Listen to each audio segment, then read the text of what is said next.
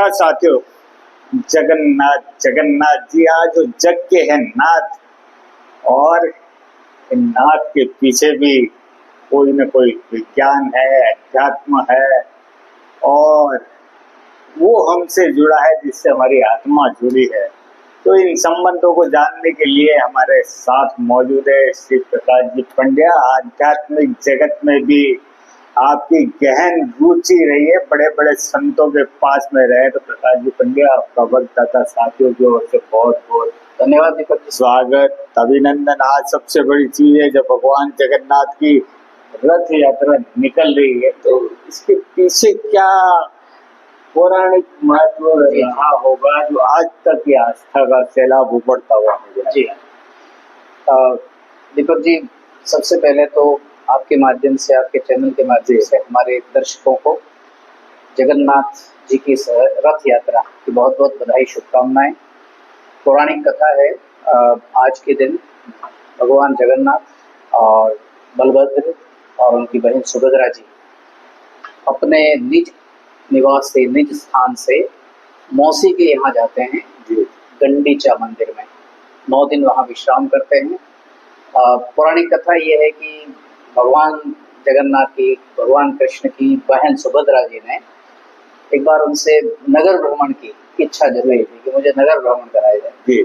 अब युग कोई भी रहा हो, लेकिन कौन भाई ऐसा है जिसने बहन की इच्छा को, अभिलाषा को दरकिनार किया हो, और फिर वो बहन भगवान कृष्ण की हो, तो फिर तो बात ही क्या है। तो उनके इस अभिलाषा को पूरा करने के लिए सबसे पहले भगवान रथ पर सवार होकर के अपनी बहन को नगर भ्रमण कराते हुए मौसी के यहाँ पहुंचे थे। इसके पीछे का एक जो पारिवारिक विज्ञान है, जो हमारा भारत का सनातन संस्कृति के अनुसार जो ताना बाना है, सामाजिक और पारिवारिक ताना बाना, वो बिना मौसी के पूरा होता नहीं। उसको सामान्य बोलचाल में अगर हम कहते हैं तो माँ सी कहते हैं उसको, माँ सी, यानी कि माँ सी, माँ के समान। तो वो जो मौसी का संबंध है, पारिवारिक जो हमारी सामाजिक संरचना है, बिना मौसी के पूरी होती नहीं है। तो इसके पीछे का एक पारिवारिक विज्ञान और पौराणिक कथा यही है कि बहन सुभद्रा के कहने पर उनकी इच्छा और उनकी जो तमन्ना की, उसे लेकर के वो रथ पर निकले थे। जी, जब बहन की तमन्ना पूरी करने के लिए जाते हैं तो निश्चित रूप से रथ निर्माण में भी कुछ खासियत रही होगी। जी जी, बिल्कुल सही प्रश्न किया और बहुत जिज्ञासा वाला प्रश्न किया। रथ निर्माण के पीछे भी हमारा जो भारत की मनीषा है, भारतीय प्रज्ञा है, उसका एक बड़ा संदेश निहित है। तीनों ही प्रतिमाओं के लिए हर साल नए रथों का निर्माण होता है, और खास बात यह है कि उसमें कील का या नट बोल्ट का कहीं प्रयोग नहीं होता। संपूर्ण तरीके से काष्ठ से बना होता है रथ, और देख तमाशा लकड़ी का है ना। मानव जन्म से लेकर के, पालने से लेकर के और अंतिम संस्कार तक काष्ठ का, लकड़ी का, इसका एक बड़ा संदेश तो पर्यावरण का है। पेड़ उगाओगे, पेड़ पनपाओगे, पेड़ों की सुरक्षा करोगे तो काष्ठ मिलेगा, और वही काष्ठ भगवान जगन्नाथ जी के रथ में काम आएगा। साथ में एक चीज और देखने को मिलती है कि अपने हाथों से क्योंकि जमाना तो बदल चुका है, कई चीजें हैं, लेकिन रथ को हाथों से पीटने का भी कोई बिल्कुल दीपक जी, ये तो आपने बड़ा गूढ़, गहन, गंभीर, रहस्य वाला प्रश्न किया। इस धरती पर जन्म लेने वाला मानव जब क्रमिक रूप से बाल्यकाल से किशोरावस्था में, किशोरावस्था से यौवन में आता है, यौवन में आने के बाद में प्रौढ़ता तक आते आते उस पर जिम्मेदारियां बढ़ जाती है, बन जाती है। तो ऐसा युवक हो या प्रौढ़ हो, इस धरती पर रहने वाला हर व्यक्ति अपने आप में पार्थ है, और उस पार्थ को रथ पर सवार होकर के किसी सारथी की, यानी पार्थ सारथी की आवश्यकता होती है। तो जीवन जब रथ है, तो जीवन के रथ को तो हाथों से ही खींचना होता है।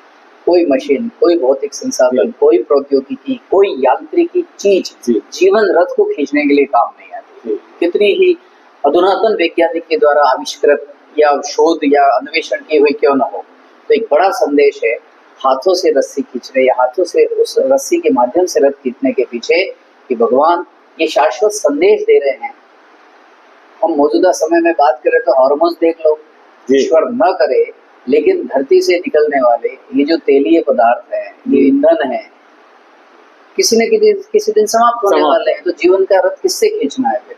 हाथों से ही खींचना है। ये सारी चीजें प्रकृति के पास जितनी है, अगर इसका अंधाधुंध दोहन हो रहा है, भगवान का बड़ा संदेश यही है कि इसका सीमित मात्रा में और विवेक बुद्धि से उपयोग करते हुए इसका प्रयोग हो रहा है, तो ये काम आएंगी। अंधाधुंध दोहन हो रहा है तो एक न एक दिन समाप्त होनी है। तो जीवन का रथ किससे खींचना है? हाथों से खींचना है, रस्सी से खींचना है। और एक खास बात इसके पीछे कि हर व्यक्ति के रथ पर, जैसा मैंने कहा कि हर व्यक्ति पार्थ है, और उस पार्थ को रथ पर सवार करके उसका रथ हाँकने के लिए अदृश्य रूप में सही, लेकिन हर व्यक्ति के रथ पर जगन्नाथ मौजूद है। अब वो उसकी दृष्टि चाहिए कि उस जगन्नाथ को देख सके, और वो आत्मा चाहिए, जैसा आपने शुरू में कहा, कि वो उसको अनुभव कर सके कि मेरे रथ पर जगन्नाथ सवार है। क्या बात कही आपने।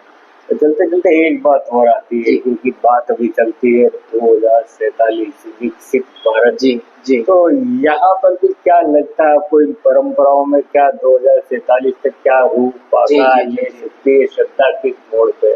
आप सीधे ही 2026 से 47 यानी कि लगभग 19 साल आगे ले गए, और ये आपकी पत्रकारिता में दूरदृष्टि और दूरदर्शिता का अपना एक अलग विजन है, और वो आपने हमारे दर्शकों को इस प्रश्न के माध्यम से बता दिया।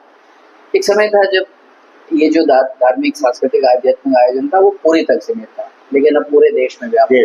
यहाँ तक कि हम बांसवाड़ा में बैठे हैं तो अभी जब हम बातचीत कर रहे हैं तो भगवान जगन्नाथ नगर भ्रमण पर वही रस्सी से रथ को खींचते हुए बांसवाड़ा की नगर परिक्रमा के लिए निकले हुए हैं। ये अध्यात्म की व्यापकता को दर्शाता है दीपक जी। और भारतवर्ष को एक सूत्र में कोई बांधे रह सकता है तो वो अध्यात्म ही है। तो मुझे ऐसा लगता है, एक लेखक की हैसियत से, दृष्टि से, नजरिए से, आपके साथ काम करते हुए एक जर्नलिस्ट की हैसियत से, कि 2047 में इसका स्वरूप और विराट व्यापक होगा, और भगवान जगन्नाथ ही हैं जो अभी हम देख रहे हैं कि विदेशों में या जो अन्य देश हैं वो भारत को कितने आदर सम्मान की दृष्टि से देखने लगे हैं। प्रगति और तरक्की का दौर भी, उसकी गति भी बढ़ी है आगे। तो 2047 में मुझे विश्वास है कि भगवान जगन्नाथ गांव-गांव, ढाणी-ढाणी, मजरे-मजरे अपने स्वरूप को दिखाने के लिए उनका रथ दौड़ेगा। वो मानव जीवन का रथ चलाएंगे और मानव मिल करके भगवान जगन्नाथ का रथ चलाएंगे। जी, ये बहुत अच्छी बात है। और चलते चलते दोस्तों, खासियत आज ये रही है जो आपने बताया। तो आज जब बांसवाड़ा में अलग अलग कार्यक्रम हो रहे हैं, तो इस्कॉन के जो कार्यक्रम हो रहे हैं उसमें रसिया से लोग आए हुए हैं, श्रद्धालु आए हुए हैं जी। तो ये इस बात का प्रमाण है। तो दोस्तों, चलते चलते रथ, क्योंकि हमारे प्रकाश जी ने बताया है, ऐसा है जिसमें कोई ही लोहे का उपयोग नहीं किया जाता है। तो आपके जीवन का रथ भी आपका घर है।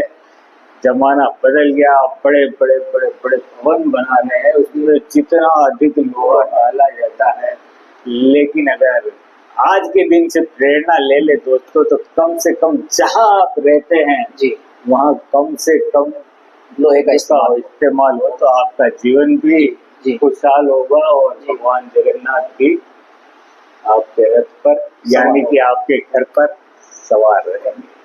धन्यवाद।